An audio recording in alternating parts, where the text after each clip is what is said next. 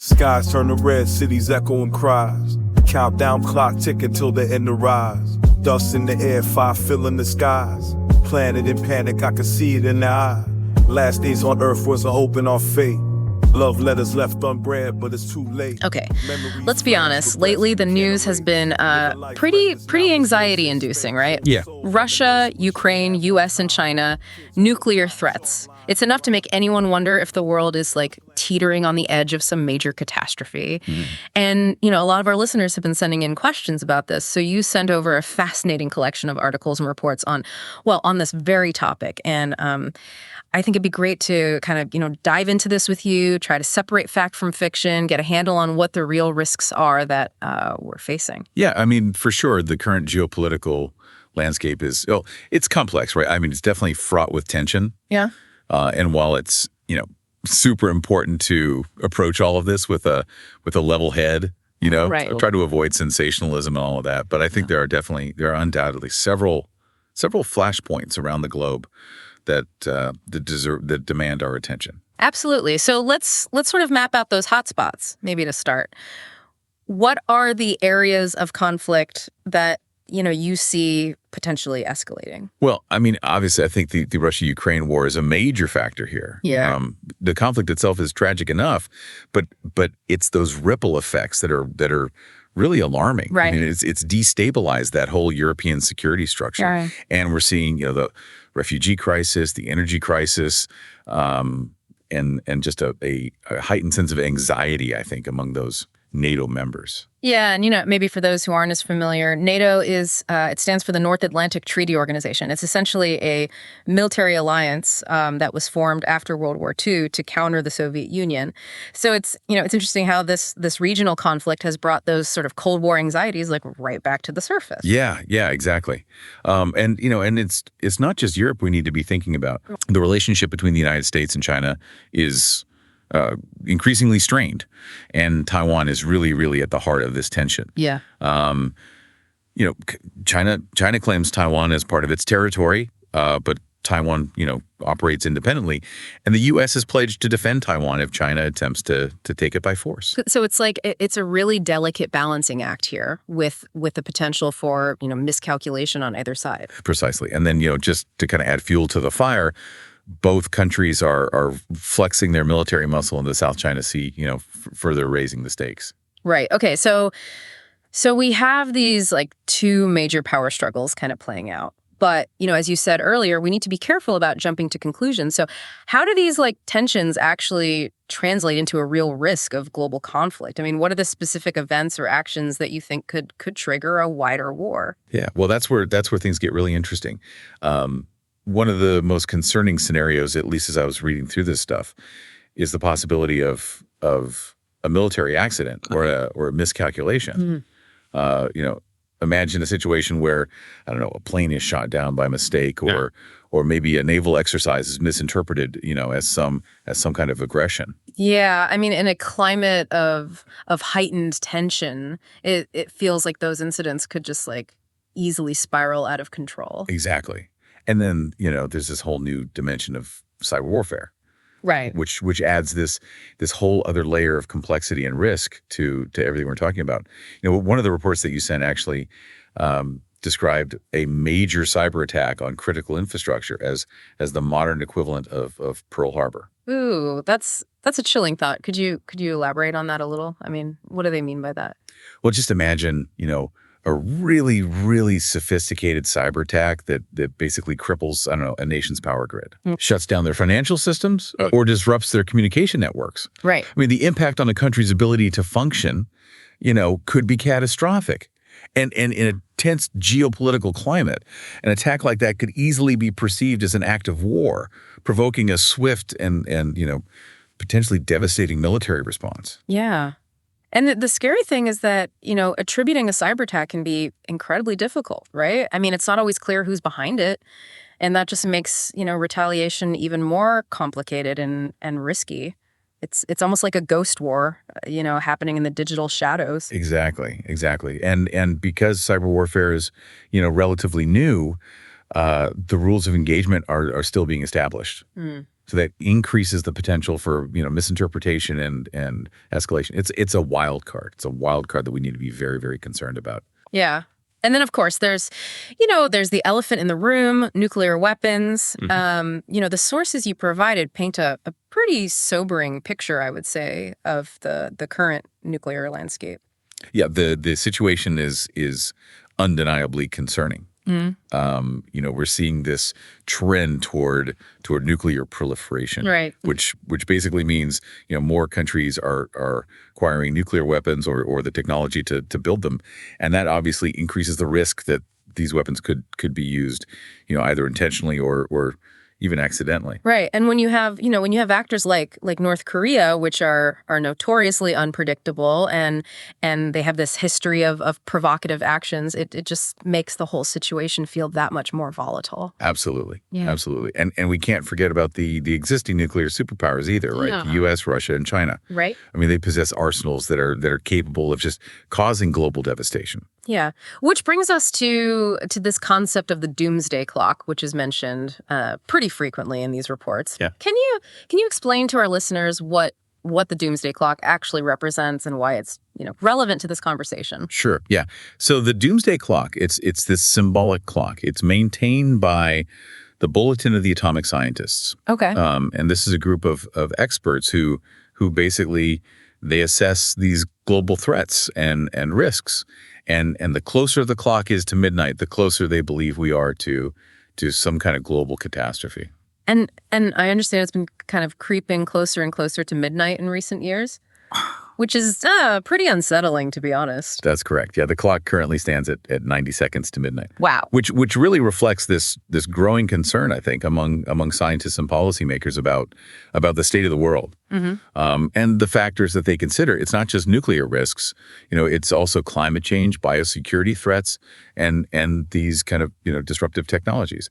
So it's a pretty comprehensive assessment of the kind of the existential threats that are facing humanity then. It's not just about nuclear war. It's about this whole constellation of interconnected risks. Precisely. The doomsday clock is really this stark reminder of just how fragile our civilization is and the urgency, I think, of addressing these challenges before it's too late. Okay, that's a lot to process. I mean, we've got geopolitical tensions, we've got these potential triggers like cyber warfare, we've got this looming threat of nuclear weapons. Yeah. Before we go any further and delve into, the potential consequences of a nuclear conflict, maybe we need a little historical perspective here. Yeah. One thing that your sources highlighted was that humans have been grappling with this fear of the apocalypse for centuries, really. Haven't we been here before?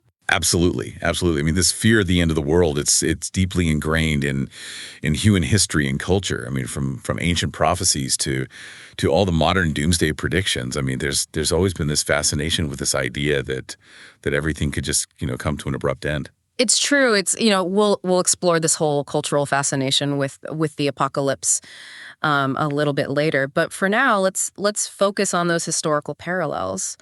I mean, were there any events in the past that came close to triggering like a global catastrophe, events that we can, learn from today? Well, one of the most striking examples is the Cuban Missile Crisis back in 1962. Right. For 13 very tense days, I mean, the world held its breath as the U.S. and the Soviet Union stood on the brink of nuclear war. Soviet missiles had been placed in Cuba, just 90 miles off the U.S. mainland. Wow.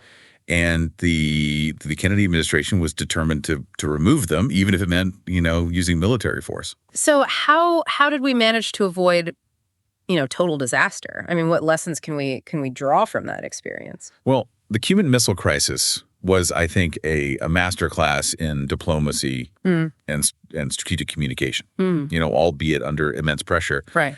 Both sides recognized the terrifying potential consequences of a nuclear exchange, and ultimately they chose negotiation over confrontation. There were back channel discussions, there were secret agreements, and there was this willingness to compromise. It was a high stakes game, brinkmanship, but I think it ultimately demonstrated that even in the most dire circumstances, dialogue and diplomacy can prevail. That's a valuable lesson, I think, especially given, the current state of global affairs. But I think it's important to acknowledge that, the world is a very different place than it was back in 1962. We're facing, a new set of challenges today, including things like climate change and the rise of artificial intelligence.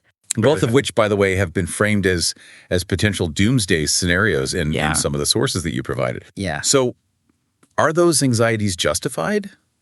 Or are we just, getting swept up in the hype? That's an excellent question. And one that requires a nuanced perspective, I think. Well, it's true that climate change poses this serious threat to humanity. It's unlikely to cause like an overnight apocalypse in a Hollywood style fashion. Right. It's a slow moving crisis. It's like this slow burn, but it's one that demands our immediate attention and action, I think. Right. As for AI, the idea of sentient machines taking over the world is still largely in the realm of science fiction. Right. However, there are legitimate concerns about the ethical implications of AI as it becomes more sophisticated. Right. Particularly in areas like autonomous weapon systems, for example, and the potential for job displacement. So what you're saying is that we need to be aware of these potential threats, but not let fear kind of paralyze us. Yeah, exactly. It's all about finding that balance. Yeah. We need to stay informed. We need to, engage in critical thinking. We need to advocate for solutions, but also recognize that, not every headline is predicting the end of the world. Okay, I think we've laid a solid foundation here, right? We've outlined, the current geopolitical landscape. We've explored those kind of historical and technological factors that are shaping our understanding of risk. Yeah. But let's bring it back to the individual level for a moment. Okay. We've thrown a lot of information at our listener here. Sure. So how worried should they be? What does all this mean for them on a personal level? That's a great question. And one I'm sure many people are asking themselves. Yeah. I think the first thing to acknowledge is that it's perfectly normal to feel anxious about the state of the world. I mean, we're bombarded with news about conflict, about climate change, and all these other potential threats, and it's natural to feel overwhelmed, Yeah. So how do we deal with these anxieties in a healthy way? Your sources mention the psychological impact of these fears, especially on younger generations who've grown up with this constant threat of terrorism, of climate change, and now, the possibility of global conflict. Yeah, it's true. It's true. These anxieties can be particularly acute for younger generations. I mean, we're seeing this rise in mental health issues that are related to these fears, and it's something we need to take very seriously, I think. Yeah, our sources even touched on the prepper culture as an example of how some people are coping with these anxieties. Right. What are your thoughts on that? The prepper movement is this fascinating phenomenon, I think. Yeah. It reflects this very real anxiety about the future and this desire to be prepared for any eventuality. Mm-hmm. But I think it's important to find a balance, and not let those fears consume you to the point where you become, isolated or detached from the rest of society. So how do we navigate this complex landscape of information and anxiety without getting completely overwhelmed? Well, I think it starts with being, more discerning consumers of information. We need to be critical of what we read and what we hear, especially in this age of social media and 247 news cycles. Right. Ask yourself, where's this information coming from? Mm-hmm. What are the sources? Are there, any biases at play here? So it's about becoming more media literate, mm-hmm. and recognizing, the agendas that might be kind of shaping the narratives that we're exposed to. Exactly. And it's also about diversifying your sources of information. Don't just rely on one news outlet or social media platform. Seek out different perspectives and try to get a well-rounded view of the situation. Okay. That's some solid advice. But before we wrap up this part of our deep dive, I have one more question for you. Sure. If the world is as potentially dangerous as we've discussed, Mm-hmm. I mean, can we actually do anything to prevent disaster? Yeah. Or are we just doomed to repeat the mistakes of the past? That's the $1 million question, isn't it? Yeah. And one we'll explore in depth in our next installment. But for now, I'll leave you with this thought. humanity has faced these existential threats before, and we found ways to overcome them. It requires collective action. It requires this willingness to cooperate and a commitment to finding solutions. Ooh, that sounds like a great place to pick up next time. Join us for part 2 of our deep dive, where we'll examine those potential paths to preventing global catastrophe and building a more peaceful and sustainable future. Welcome back to the deep dive. Last time we mapped out some pretty serious global threats, but I'm hoping this part of our conversations may be a little more optimistic. Focus on what can actually be done to prevent those worst case scenarios. Yeah, well, it's easy to feel powerless when you're thinking about these daunting challenges, but I think it's really important to remember that we're not just passive bystanders here. Humanity has agency.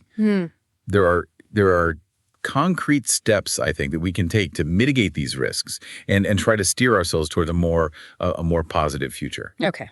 That's reassuring to hear. So where do we begin? What are the most promising avenues for preventing global catastrophe? Well, the sources that you sent highlight several key areas, and one that consistently emerges as critical is diplomacy. Right. And while it may seem, like a slow and often frustrating process, diplomacy really does remain the most effective tool we have, I think, for resolving conflicts peacefully and preventing that escalation. Right. We were talking about the Cuban Missile Crisis earlier, and that really highlights the power of diplomacy in action. Yeah. But are there specific examples in the modern world, do you think, of how diplomacy is working to kind of, de-escalate these tensions, prevent those conflicts? Absolutely. Yeah. I mean, while it doesn't always make the headlines, organizations like the United Nations are constantly working behind the scenes to mediate disputes, to facilitate dialogue, to build bridges between nations. For instance, the UN has peacekeeping forces deployed in various conflict zones around the world, and they're working to prevent violence, to create those conditions for lasting peace. Yeah, it's interesting to think about just how complex those operations must be. These peacekeepers they're often operating in these incredibly volatile environments, trying to maintain order, trying to protect civilians that are caught in the crossfire. Exactly. And their work is often, thankless and dangerous. Yeah. But their presence can be this crucial deterrent to further violence. It's the symbol of hope, I think, in these regions that are torn apart by conflict. Yeah. Another aspect of diplomacy that I think is often overlooked is the role of what we call track 2 diplomacy. Right. And this involves unofficial actors, like NGOs, academics, former diplomats. Right. And they're working, in the background to build relationships, to foster understanding between countries. So it's not just governments talking to each other. It's about creating these multiple channels of communication and building that trust at different levels of society. Exactly. Yeah, that makes a lot of sense. What about the technological side of things? Yeah. We talked earlier about the potential for cyber warfare to trigger this wider conflict. Right. Can technology also be part of the solution here? I think it certainly can. I mean, technology is a double-edged sword. Right. It has this potential to exacerbate tensions, to create new risks, but it can also be harnessed, I think, to enhance security, to deter aggression, and to promote cooperation. Can you give us some specific examples of how technology is actually being used to prevent conflict? Yeah. I mean, one area where I think technology is playing this increasingly important role is in arms control, in verification. These sophisticated monitoring systems, including things like satellites, ground-based sensors. Right. These can be used to track the movement of weapons, to ensure compliance with international treaties. Right. And this can help, I think, build trust between countries and reduce that risk of accidental or intentional escalation. So it's about creating that transparency, making it harder for countries to kind of cheat or conceal their actions. Precisely, and technology is also playing a key role in strengthening cybersecurity. Right. Which is essential, I think, to preventing those trigger events that we were talking about. Right. governments and businesses around the world are investing heavily in cybersecurity measures to protect critical infrastructure from attack and enhance their ability to respond to cyber incidents. Yeah, it seems like international cooperation is crucial here. I mean, can you really address something like cybersecurity, on this country by country basis, or does it require a more global approach? You're absolutely right. Cyber threats, they transcend national borders. And effective cybersecurity really requires international cooperation, international coordination. There are already ongoing efforts, I think, to establish these global norms and agreements on responsible behavior in cyberspace. Right.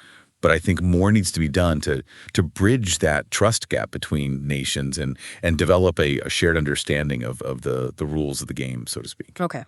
That makes sense. But let's not forget about that other big, existential threat that we've been discussing, climate change. Right. In the last part, we talked about how climate change acts as this threat multiplier, exacerbating those existing tensions, potentially leading to new conflicts over resources. Right. So what role can technology play in addressing this particular challenge? Well, technology is absolutely essential, I think, to mitigating climate change and adapting to its inevitable impacts. We need to rapidly transition to a clean energy economy, and that requires significant investments in renewable energy technologies, energy storage, smart grids. And there's so much innovation happening in that space. Oh yeah. From solar panels to wind turbines to electric vehicles, there are these amazing advancements being made. It seems like every day. Absolutely, yeah. And in addition to transitioning to clean energy, we also need to invest in technologies that can help us remove carbon dioxide from the atmosphere. Things like carbon capture and storage. Okay. And while these technologies are still in in their early stages of development, they hold immense promise, I think, for helping us achieve net zero emissions and stabilize the climate. So it sounds like we need a multi-pronged approach here, right? Yes. Combining those technological innovations with policy changes, with individual actions. You're exactly right. It's not an either proposition. Yeah. We need to leverage all the tools, I think, at our disposal to tackle this challenge effectively. And that includes, I think, addressing the social and economic inequalities that are often, intertwined with climate change. Right. We need to ensure that the transition to a sustainable future is just and equitable, leaving no one behind. Yeah, that's a crucial point. We can't just focus on, those technological solutions in isolation. Right. We need to consider that broader social and political context and work to create this more just and sustainable world for everyone. Concisely. And that's where I think the power of collective action really comes in. Governments, businesses, individuals, we all have a role to play in driving change, I think.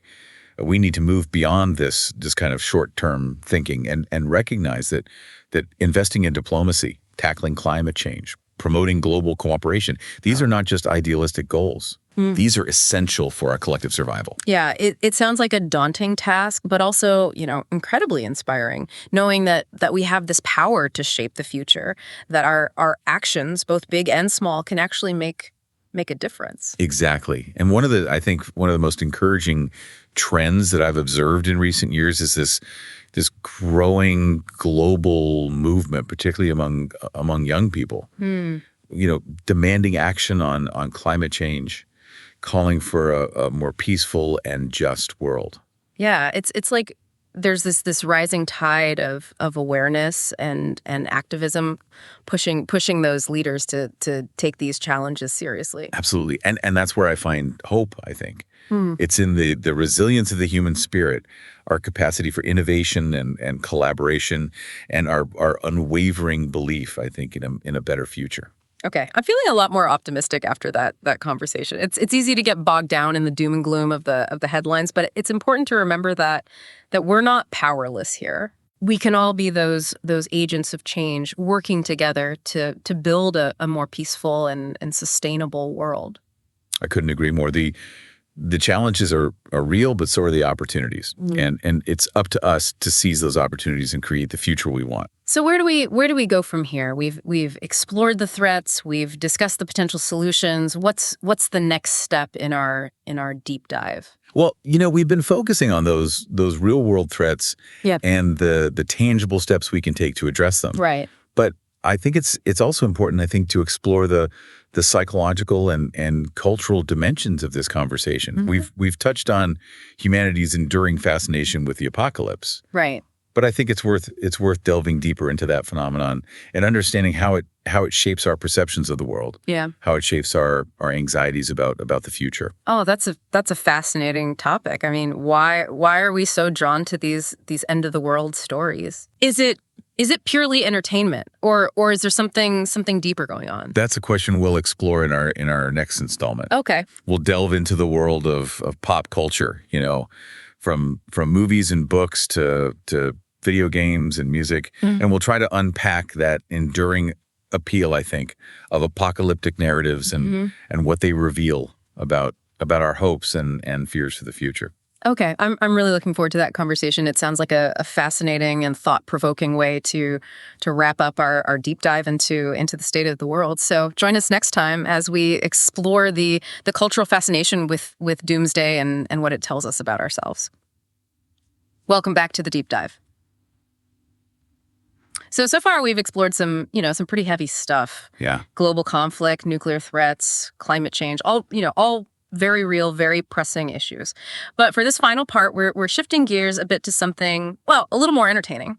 We're going to explore why humans seem so fascinated by the end of the world, even when it's just a story. It is a curious phenomenon, isn't it? I mean, we are drawn to these apocalyptic narratives, whether it's in books, movies, video games, music even. It seems like no matter how much we strive to create a better world, there's this part of us that just can't resist imagining its destruction.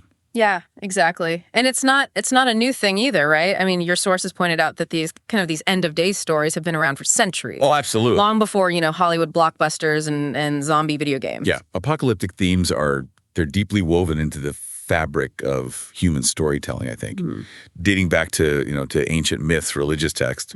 The story of Noah's Ark, for example, is this classic tale of divine judgment, the destruction of a corrupt world. And the book of Revelation, the Bible, is filled with these vivid images of the apocalypse, right? Yeah. Angels and demons and the final battle between good and evil. These stories, while they are fantastical, they often serve, I think, a deeper purpose. So it's not just about the spectacle of destruction then. No, there's like a deeper meaning behind these narratives. Precisely. Apocalyptic stories often explore, these fundamental questions about human nature, about morality, about the meaning of existence. They can serve as these cautionary tales, warning us about the consequences of our actions, the fragility of civilization. And they can also offer, I think, a sense of hope, depicting the possibility of renewal and redemption, even in the face of utter devastation. Yeah. It's almost like a way of processing our anxieties about the unknown, Right. exploring the what ifs in this safe, fictional space. That's a great way to put it. Yeah. These narratives, they provide a way for us to confront our fears, to grapple with those existential questions in a way that feels, I think, less threatening than dealing with, those real world dangers. But I'm curious, do you think this constant exposure to apocalyptic scenarios in popular culture, even if it's fictional, has any real world impact? Could it be making us more, I don't know, more anxious or fatalistic about the future? It's a complex question. Yeah. And I don't think there's a simple answer. On the one hand, it's possible, I think, that overexposure to these narratives could lead to, I don't know, a desensitization or a sense of inevitability about the end of the world. Right. If we're constantly bombarded with these images of destruction and collapse, we might start to believe that it's only a matter of time. That's a pretty sobering thought. But on the flip side, could these stories also serve as a kind of a wake-up call? Yeah. Prompting us to take action, to prevent those very scenarios from happening in real life. Absolutely. Yeah. I mean, apocalyptic narratives can be these incredibly powerful motivators, I think. By depicting those potential consequences of our actions, they can inspire us to change our behavior, to fight for a better future. Right. I mean, think about movies like The Day After Tomorrow or An Inconvenient Truth. Yeah. While they're fictionalized accounts, they raise awareness about climate change and its potential impact, and they prompt viewers to think about their own role in mitigating the crisis. So it's all about how we interpret these stories and what we do with them. Wow. They can either paralyze us with fear, or they can, galvanize us into action. Precisely. The key is to engage with these narratives critically, I think, to recognize those underlying messages and to use them as a springboard for constructive dialogue and positive change. That's a great point. So as we wrap up this deep dive into the potential for global catastrophe, both real and imagined, what's the final thought you want to leave our listener with? I would say this. The world is a complex and often unpredictable place. Yeah. There are very real threats out there that we need to address with urgency and determination. But we also need to remember that we are not passive bystanders here. Right. We have agency. We have the power to shape the future. And we have a responsibility, I think, to choose hope over despair. Engage with these challenges, both big and small, with a spirit of curiosity and a commitment to making a difference. And remember, even in the darkest of times, humanity has always found a way to adapt, to innovate, and to rebuild. The future is not preordained. It's something we create together. That's a powerful and inspiring message. Thanks for joining me on this deep dive. It's been a thought-provoking journey, and I hope our listeners come away, feeling informed, feeling engaged, and empowered to face, whatever challenges the future may hold. 'Cause when the world goes dark, we all fall. We all fall. It's all good with your problem, what they say. We want. All right, word is first. These lyrics explore a tension between fear and celebration, reflecting on the beauty and regret of life in a world on the brink.